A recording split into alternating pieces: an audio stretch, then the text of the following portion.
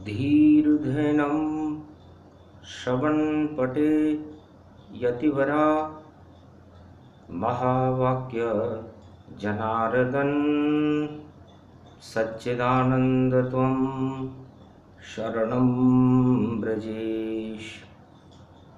यादवेन्द्रं दयादाता पुंडरीक्षा क्षीरसागरशयनं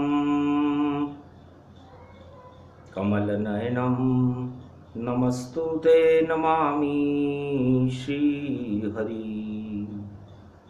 धैर्य से जिसको धारण किया जाता है, कर्णपटवों से जिनका पान किया जाता है, ऐसे सच्चिदानंद भगवान श्री यादवेंद्र सरकार को मैं नित्य ही चिंतन करता हूँ, नमन करता हूँ। जिनको नमन करने से मंगल आदि मंगल तो हो ही जाते हैं, साथ ही में बहुत बड़ा बल मिलता है मनुष्यों को। वाणी ब्रह्माणी करो वाणी पर नितवास, राम कथा वर्णन करूं पूर्ण कर्मा। मास बैसाख अमावस जाना, पितृ अमावस इसको माना। बुधवार कलयुग पड़े और अमावस जान, चारों तरफ महामारी का और देखो प्रकोप घमसान। चारों तरफ महामारी का प्रकोप कलयुग में दिखाई दे रहा था। सारे राष्ट्राध्यक्ष पृथ्वी के थर थर कांप रहे थे। उनकी समझ में नहीं आ रहा था कि ये सब क्या है। तब स्तुति भगवान की और राजा जनक कर पाए, रथ लेकर कैलाश पर और त्राहिमाम प्रगटाए। शंकर भोले प्रकट हुए, क्या संकट तन पाए। राजा जनक कहने लगे घोर काल पड़ जाए। दरिद्र रोग का हो गया वासा, और देख रहे सब खेल तमाशा। नहीं कोई रक्षक रहा जगत का, और नहीं कोई राजा जान। क्या उपाय अब हम करें, बोलो शिव भगवान। सियावर रामचंद्र शंकर। राजा हो तुम, राजा अधिराज और जनक राज कहलाते हो। इतने क्यों घबराते हो, जो कैलाश पे मुझे मनाते हो। जाओ अपने राज्य में और सोने का हड़ मंगवाओ, और उसमें जुट जाओ राजा रानी, और प्रजा को कष्ट बचाओ। राजा का कर्तव्य है। भगवान शंकर कहते हैं कि जिस राजा के राज्य में प्रजा संकट में आ जाए, महामारियां फैल जाए, रोग फैल जाए, अकाल फैल जाए, तो उस राजा को नरकगामी होना पड़ता है। इसलिए हे राजा जनक, आप जाओ और जो भी संकट इस प्रजा के ऊपर आया है उसे हटाने के लिए पूरी तैयारी करो। एक सोने का हल बनवा लो, और यदि बैल भी नहीं हो, कोई भी नहीं हो, तो दोनों पति पत्नी जुट जाओ और इस धरती को स्वर्ग बनाओ। हल चलाओ दोनों वहां, तब हल हो जाए, सारी समस्या समाधान हो, शक्ति तुम्हें मिल जाए। क्योंकि शक्तिहीन राजा हुए, इस कारण ये प्रकोप अपनी मौज मस्ती में थे। इस कारण हो गया कोप, सियावर रामचंद्र शंकर हरिओम। तब धरती के ऊपर जनकपुरी में आए जनक महाराज। सोने का हल कांधे पे लिया, जुटे राजा रानी के साथ। अपनी धर्म पत्नी सुनैना और राजा जनक दोनों उस हल में जुट गए और करी निराई जनकपुरी की। तो हल जाकर टकराए, एक मटके से टकराया तो शक्ति प्रकट गई आए, सियावर रामचंद्र शंकर हरिओम। तो जग जननी धरती से देखो प्रकट हो गई भाभा, और जान आ गई राजा रानी में प्रगटी जान की आभा। तो शक्ति रूप प्रगटाई धरती से और मंगल सब हो जाए, सारी समस्या हल हुई जब जनक ने हलहू चलाए। तो प्रगटे शक्ति रूप तन जाना, शक्ति भवानी प्रगटी भगवाना, शक्ति अब भारत को चावे, राजा खुद ही हल ही चलावे। जब तक हल नहीं होए समस्या और राजा करे उपाय। शिव जी कथा कहने लगे, सुनो उमा सुखदाय। हे उमा, मैं कथा सुनाता हूं। सतयुग में भी त्राही त्राही और सारे जगत में होनी थी, होनी बड़ी अनहोनी थी, और ये सहस्त्रबाहु की होनी थी। एक राजा पैदा हुआ उमा जी, उसका नाम सहस्त्रबाहु था। सहस्त्रबाहु का मतलब उसकी एक जमात थी, उस जमात में अरबों व्यक्ति थे, और उसका काम उन हाथों से इस सृष्टि को मिटाने के लिए कुसंकल्प करने का करता था। 1000 हाथ थे जिसके, अधर्म ही अधर्म वह करता था, और किसी शक्ति से नहीं डरे, ईश्वर से भी नहीं डरता था। तो जमदाग्नि के घर में हमने भेज दिए थे राम, और अक्षय तृतीया परशुराम जन्मे जमदाग्नियान। परशुराम का जन्म किया हमने, क्योंकि 1000 तरह से अधर्म इस सृष्टि के ऊपर मचाने का संकल्प वो सहस्त्रबाहु नाम का राजा कर चुका था। अब कैसे मिटे ये महामारी, इसकी कर ली हमने तैयारी। तो चारों तरफ अकाल था और सारे राजा भोग में थे व्यस्त, और जमदाग्नि के घर में देखो उत्सव हुआ अनंत। परशुराम नाम का हमारा शक्ति हमने पैदा की।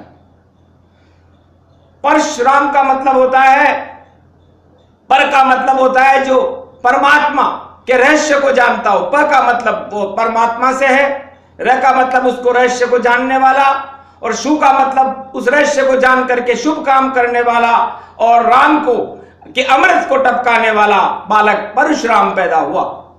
हाथ में जिसके एक परसा था, और दंड दे तन रूप दिखाए, जन्म गयो भारत में बालक, और हाथ में उसके परसाए। ऐसो परस दियो रे भवानी, और सारी सृष्टि में नाम दिखाए। सारे राजा थर थर कांपे, जो भी भोग विलास दिखाए। सारे संसार के राजा जो भोग विलास में व्यस्त थे, थर थर थर थर कांपने लगे कि ब्रह्म शक्ति का परसा है, और हाहाकार प्रगटाए।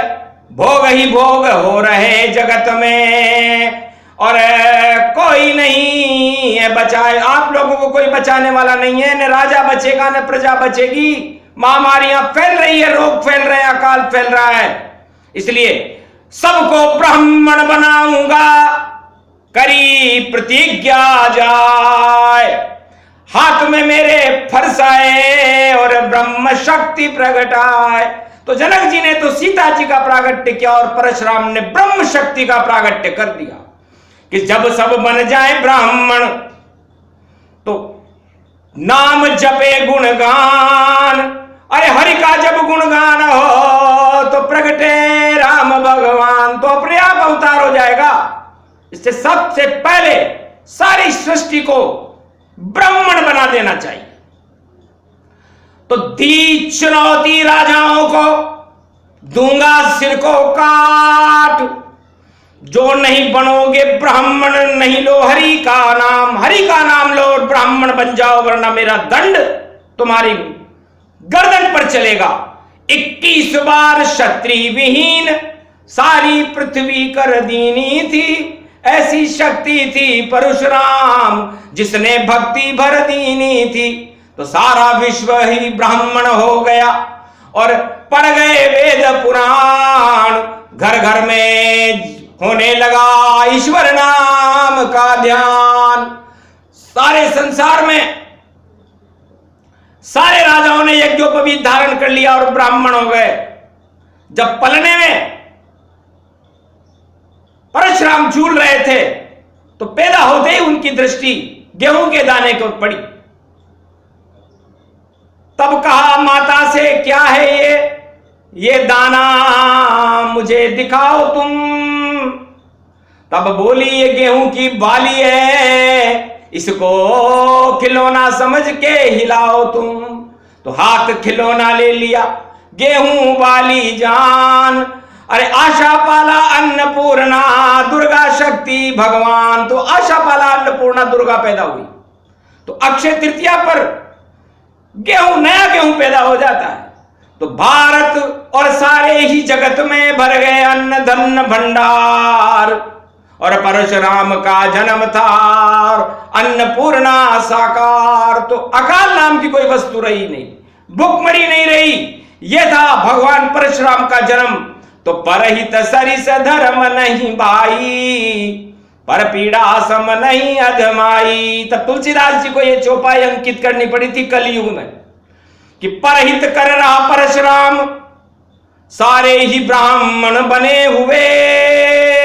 जो नहीं बनेगा ब्राह्मण तो परसों का परसा चला करे। तो परशुराम का चल गया परसा और ऐसा चला तत्काल, और सारे राजा ब्राह्मण बन गए। छोड़ी भोग कुमार, नासुरा और सुंदरी का त्याग कर दिया सब राजाओं ने और संकल्प किया, महाराज हम यज्ञोपवीत धारण करते हैं, हमें मरने से बचाओ। तो सारे राजाओं को ज्ञान दिया और दंड का उनको गुमान दिया कि मैं नाम मेरा दंडी स्वामी और मैंने भारत में भगवान किया। तो भगवान परशुराम ने राम के आने से पहले ही अपने परसे से सारी सृष्टि और सारे संसार को राममय कर दिया था। सिया राम में सब जग जानी, करऊं प्रणाम जोरी जुग पानी।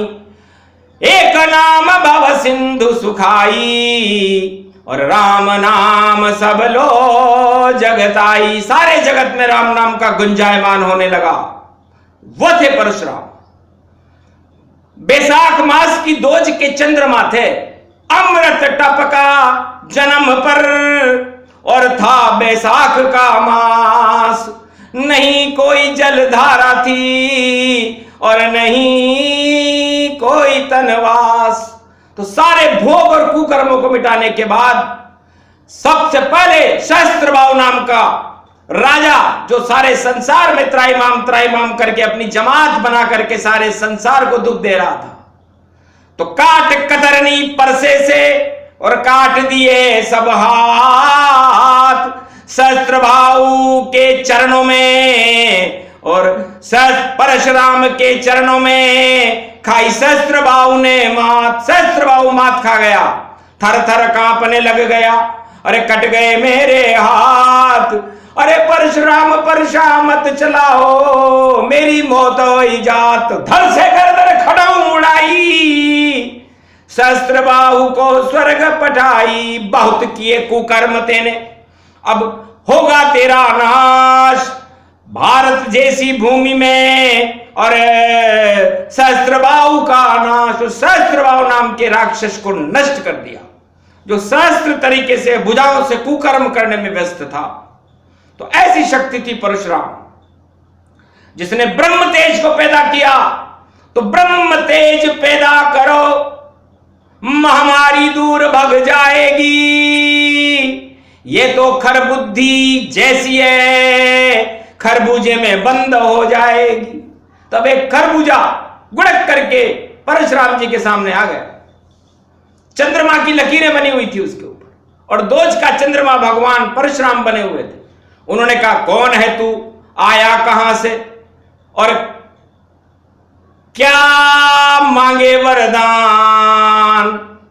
महाराज, मरुभूमि में पैदा होता और रेत में मैं उपजाता हूं, और नाम मेरा खरबूजा है, पर शांति बहुत दिलाता हूं। महाराज, मैं भी खरबुद्धि हूं, मेरे नाम के आगे भी खर लगा हुआ है। तो आप इन सारे खरों को, जितनी भी संसार में जो खरबुद्धि है, खर दुक्षण है, जितने भी रोग है, महामारियां हैं, मेरे अंदर बंद कर दो। तो ऐसा बीज राम नाम का कर दूं मैं तैयार, जो भी खाए मेरे बीज को तो राम नाम साकार। तो फाके काट के परशुराम ने, और चंद्र जैसी साकार परशुराम खुद खा गए और किया खरबूजा आहार। तो अक्षय तृतीया के ऊपर खरबूजा अमृत और दवा बन गया, और दुआ बन गया परशुराम की। इसलिए परशुराम जयंती पर, जो भारत में शनिवार को 25 तारीख को पड़ेगी, तो पोबारा 25 कर देगा ये खरबूजा, सारी खरबुद्धि को और सारी महामारी को ही नष्ट कर देगा। क्योंकि खरबुद्धि को राना है, इसको खरबूजा खाएगा, और जिसने खाया खरबूजा तो रोग नष्ट हो जाएगा। तो जितनी भी खरबुद्धि जगत की, उसमें दही समाए, और खरबूजे का पान कर गए परशुराम मुनिराय। परशुराम ने सबसे पहले अपना आहार किया तो खरबूजे का किया था। तो खरबूजा भी एक औषधि है महामारी को भगाने के लिए। ये रहस्य खुल गया कलयुग में, और परशुराम ने खोला है। और जय जय जय जय परशुराम, ये ब्रह्म शक्ति का गोला है।